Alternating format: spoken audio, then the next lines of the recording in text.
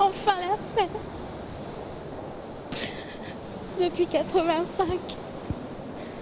Voilà, j'ai besoin de rentrer chez moi maintenant. Oui, ça a été des années de honte, des années de culpabilité, des années de peur, des années d'accablement où on ne sait pas pourquoi on est si mal. Et là, c'est bien. Là, c'est vraiment bien.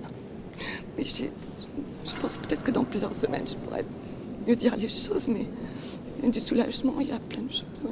J'espère que cette affaire servira de leçon et en tous les cas incitera les autorités publiques en matière de santé à réfléchir sur la protection des patients. Nous allons faire appel de la décision de la cour d'assises et nous allons demander que André Azout soit remis en liberté dans l'attente de ce nouveau procès.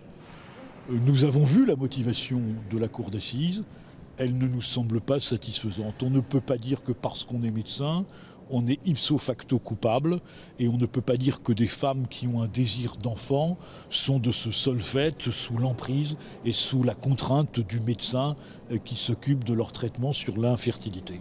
Il nous l'a dit, même entre nous, en parlant autour d'un repas, il a dit « je n'ai jamais violé ces femmes ». Et ça, c'est vrai. C'est pas possible qu'il ait violé ces femmes. C'est pas dans sa mentalité, c'est pas dans notre éducation. On n'a pas été élevé pour ça.